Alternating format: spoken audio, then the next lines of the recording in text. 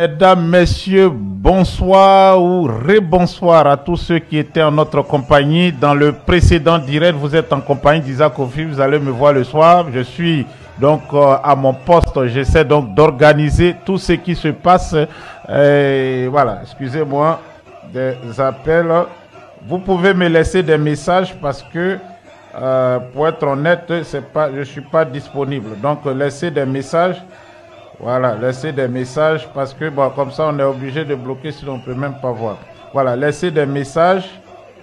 Voilà, laissez-moi un message, s'il vous plaît, je vais vous rappeler. Voilà, je vois, il y a beaucoup d'appels.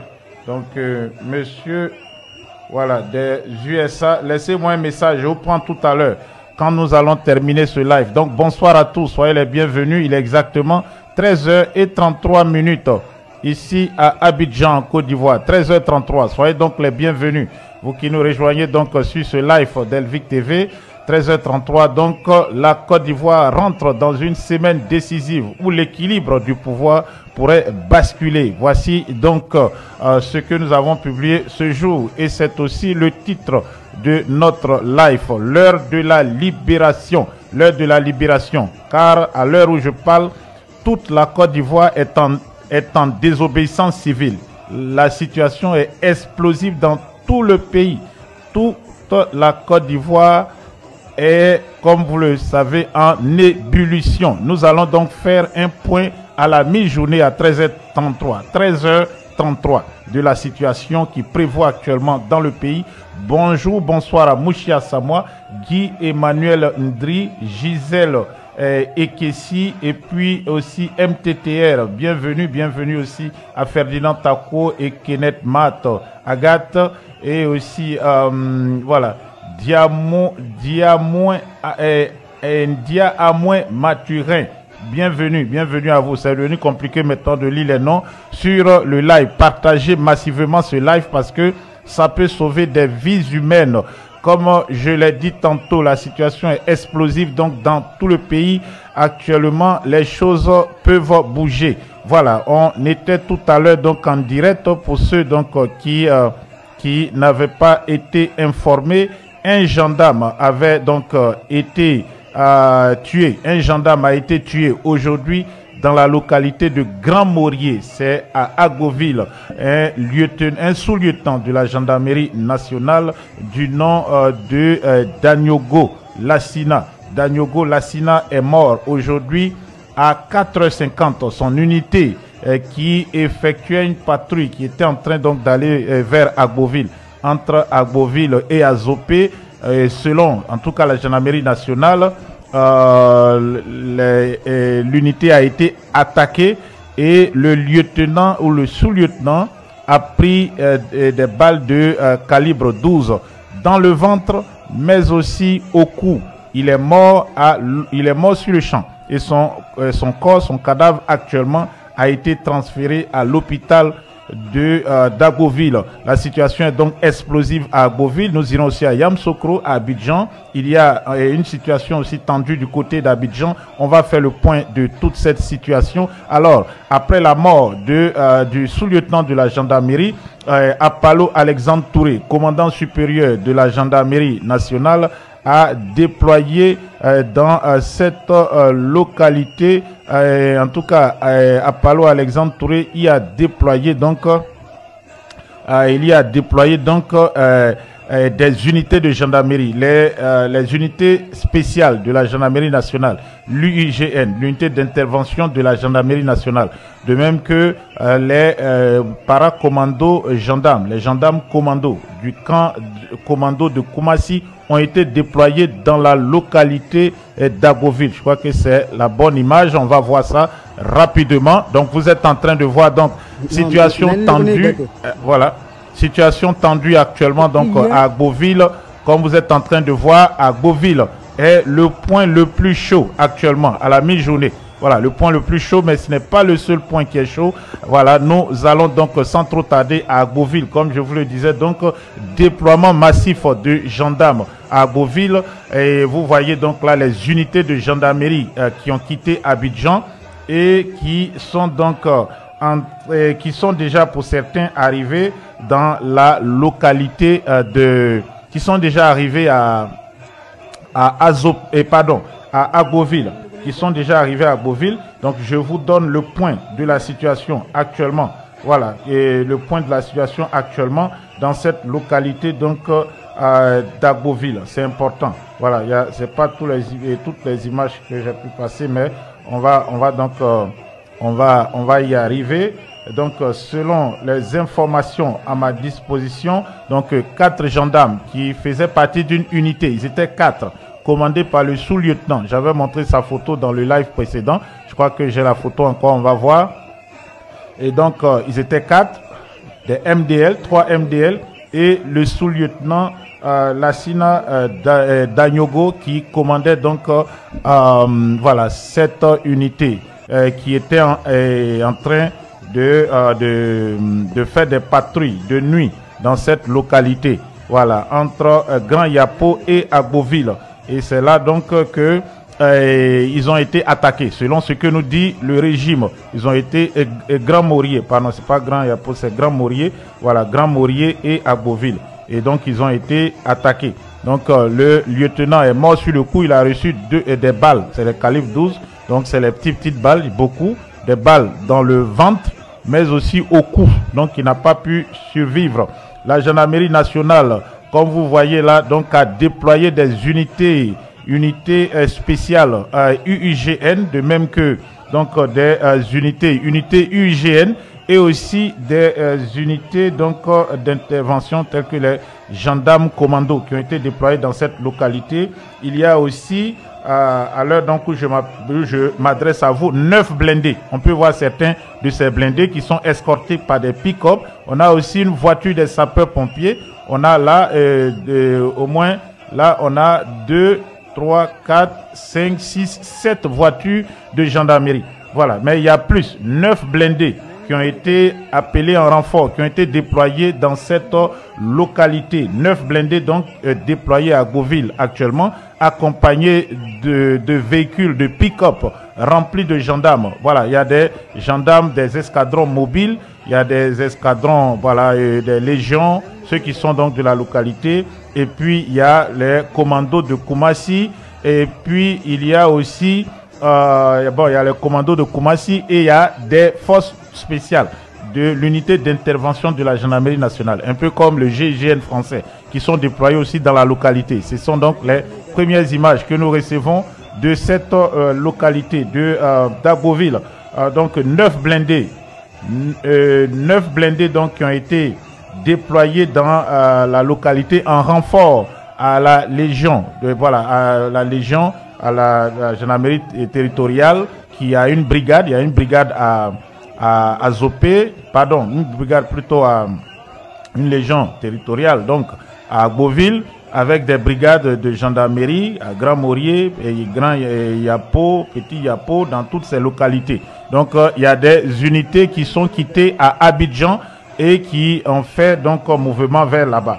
Mais le peuple à baie est très motivé. Les 9 blindés de gendarmerie, des véhicules de type Springbok de fabrication sud-africaine, les véhicules noirs qu'on a vu défiler, on va voir donc tout à l'heure ces types de véhicules, les Springbok ont été déployés, 9 Springbok déployés, donc voilà, 9 Springbok ont été déployés donc dans cette localité. Mais comme vous le voyez, comme vous allez aussi le voir tout à l'heure, les jeunes sont très motivés. Voilà, donc on voit qu'il y a donc beaucoup de gendarmes dans cette localité, donc voilà, envoyés par le commandant supérieur Apalo Alexandre, qui, vous vous souvenez, est celui qui a été contre le 3e mandat. C'était le principal chef militaire qu'Alassane Dramane Ouattara avait déployé sur le terrain pour mater les contestations contre le 3e mandat. Voilà, donc situation tendue donc à Agboville actuellement, 9 blindés avec aussi des forces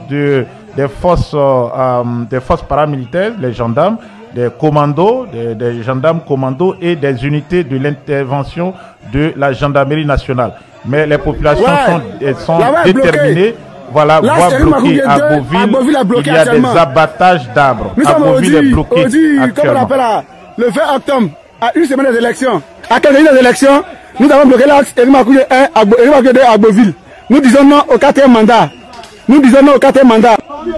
Ouais, la voie est bloquée. L'axe Érimakouye 2 à Beauville est bloqué actuellement.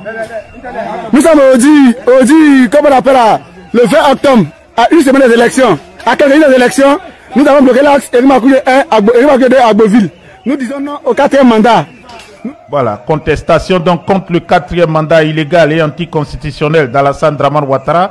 Agboville est donc aujourd'hui le point chaud. Mais il y a d'autres localités aussi qui sont chaudes. On va voir. Les classes ont fermé. Il n'y a pas d'école. Les élèves, les écoliers, tous sont rentrés à la maison. Il y a un déploiement massif de forces de défense et de sécurité dans la ville. Donc il n'y a plus de classe. Les élèves sont rentrés à la maison. Regardez. Voilà. Nous sommes présentement à Beauville. Hein. Ils ont fait sortir toutes les élèves. Ça sort. Ça marche. Voilà. Absolument.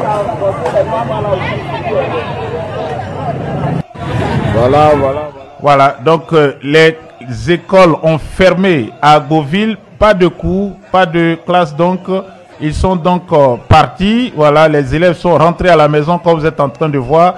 Les écoles, les établissements scolaires ont été fermés dans la localité. Il y a un déploiement massif de gendarmes qui proviennent d'Abidjan. Parce que ce qu'il faut savoir, selon le régime, le détachement de gendarmerie, le détachement de la maréchaussée a été attaqué par des personnes non identifiées qui ont tendu donc une embuscade à cette unité mobile de la maréchaussée qui fait partie de la gendarmerie territoriale et qui se dirigeait donc à Agboville et donc c'est à 500 mètres, donc c'est dans la localité de Grand Morier que l'attaque est survenue et le chef du détachement, le sous-lieutenant Danyogo n'a pas donc pu survivre, ces autres hommes, les 3 autres ont survécu, mais le chef du détachement, Danyogo, n'a pas survécu. Peut-être qu'il était descendu et il partait s'adresser à des hommes. Est-ce que c'est une embuscade tendue par le RDR pour créer des tensions, une situation donc tense qui peut justifier voilà l'imposition de l'état d'urgence dans le pays pour l'élection et après, parce que Ouattara, ce qu'il veut, c'est de passer en force, faire la forfaiture du 4e mandat et puis pouvoir donc contrôler le pays jusqu'à ce que tout s'apaise après les élections législatives, après les fêtes de fin d'année, février par là. C'est le plan du RDR. Voilà pourquoi ils ont précipité pour mettre les élections législatives en décembre. Il faut finir avec tout le processus électoral en cette année 2025 et en 2026, on revient business as usual. On continue de voler l'argent, de piller les caisses de l'État. On continue d'emprisonner les pauvres Ivoiriens et la vie continue. Voilà, donc ce que vous êtes en train de voir, c'est peut-être le RDR qui a tué ce gendarme, cet innocent gendarme, pour justifier des décisions sécuritaires, des décisions donc de répression contre les manifestants, contre le 4e mandat illégal et anticonstitutionnel d'Alassane Dramane Ouattara. Mais les populations sont décidées, les abbés sont décidés, abattage d'arbres, donc vous avez entendu tout à l'heure, abattage d'arbres, fermeture des écoles, mais surtout des manifestations qui continuent, pas seulement donc dans cette localité, pas seulement à Beauville, mais dans les villes, les villages environnants, et vous avez par exemple Grand Morier où il y a des manifestations, Grand Yapo, il y a des manifestations, et puis à Beauville même, il y a des manifestations. En tout cas, voilà, je disais tout à l'heure que les élèves sont partis. Ici, vous voyez donc les voies sont fermées, les voies d'accès à la préfecture, à Beauville donc sont fermées. Les populations sont debout et résolument engagées à faire échec au 4e mandat illégal et anticonstitutionnel d'Alassane Dramane Ouattara. Les jeunes, ils ont compris le message. On va prendre ton argent, Alassane Dramane Ouattara, mais on ne va pas te voter. Et il y a une chose. Souvenez-vous que le commandant supérieur de la gendarmerie nationale, Apalo Alexandre Touré, qui devait déjà faire valoir ses droits à la retraite depuis maintenant plusieurs années, il a effectué des tournées dans cette localité donc du sud-est de la Côte d'Ivoire. Apalo Alexandre Touré a tensé plusieurs chefs, il a visité des chefs de village. Et puis, qu'est-ce qu'il a dit? Écoutez, vous n'allez pas marcher pour des gens qui sont assis à l'étranger qui sont devant leur téléphone et puis vous dites d'aller marcher. Voilà, vous devez penser à votre avenir. Il a raconté toutes sortes de choses. Il a payé beaucoup d'argent au chef de village. Mais les jeunes, ils ont dit, on va prendre l'argent. Nous allons prendre l'argent, mais nous n'allons pas voter pour toi. Écoutez-les. Ado, c'est ton argent qu'on bouffe. Personne va te voter. Où ben? Tu peux venir à Moucho, à Mambé, à Laougué, à Gambogué. On bouffe ton argent comme des bouclés. On va te voter. C'est gâté, champion. Il n'y a pas de mouvement. En passant, on va venir distribuer l'argent aux enfants. Ils vont monter dans SBK. On va bouffer ton guerre, champion. Personne ne va te voter. Fais 5 ans, il y a. Ado. Donc vous avez compris le message, c'est le message donc de la jeunesse abbé des villages, voilà, Moucho, Laougué, voilà, Agnebi, ça dit c'est l'Agnebi, l'Agnebi Tiassa donc qui est debout contre Alassane Draman Ouattara. On va venir distribuer l'argent aux enfants, ils vont monter dans SBK, on va bouffer ton guerre champion, personne ne va te voter, fais 5 ans, il y a. Ado. Voilà, donc vous avez compris, les jeunes abbés sont très clairs. S'ils donnent l'argent, ils vont prendre, ils vont bouffer son argent, mais personne ne va le voter. Et c'est donc ce qui est en train de se passer. Il y a des contestations, vous voyez. Et puis, malgré la présence massive des forces de défense et de sécurité, mais aussi des milices du régime Alassane Draman Ouattara, vous voyez que les jeunes sont motivés, ils sont mobilisés. Voilà, vous voyez là-bas devant. Il y a même, je crois, il y a un attroupement là-bas. Ça, c'est la voie principale qui traverse donc la ville d'Agboville. Et vous voyez donc le détachement de gendarmerie, le détachement mobile à bord de plusieurs blindés. Là, on peut distinguer 3 blindés. On me signale qu'il y a un total de 9 blindés qui font mouvement vers Abidjan. Certains sont déjà dans la localité, mais cela n'effraie pas du tout les jeunes qui sont décidés à faire obstacle. Ils vont manger l'argent. Et puis, il n'y a rien. Et puis, surtout, on le voit, ils ne se cachent pas. On voit bien leur visage, ce qui veut dire qu'ils n'ont pas peur. Aujourd'hui, la peur a disparu. Il y a déjà eu 1000 arrestations, 1000 enlèvements, voilà, au total. Et en tout cas, ça s'est passé sans passer par les canaux du droit. Donc, ce sont des enlèvements. 1000 enlèvements. Des personnes ont été déjà condamnées à 36 mois de prison et jetées à la maca. Mais comme vous êtes en train de voir, les Ivoiriens n'ont pas peur. Ils sont mobilisés, ils sont décidés. Autre théâtre, donc, autre foyer de tension. Aujourd'hui, c'est à Yamoussoukro, la capitale politique de la Côte d'Ivoire. On voit là donc une course-poursuite entre gendarmes et policiers, entre forces de l'ordre, unités d'intervention, soit de la police ou de la gendarmerie. L'image est filmée par un drone, donc on ne peut pas distinguer de près l'unité qui est à bord de ce véhicule qui est en train de fuir. Les forces de l'ordre, les unités d'intervention qui détalent face aux manifestants, déterminés à faire aussi obstacle au 4e mandat. Yamoussoukro est mobilisé, comme vous pouvez le voir, situation explosive donc dans la capitale politique de la Côte d'Ivoire. Les jeunes de Yamoussoukro sont fâchés. Alassane Draman Ouattara s'est moqué d'eux. Il est allé profaner la tombe de Félix Houphouët-Boigny. Alassane Draman Ouattara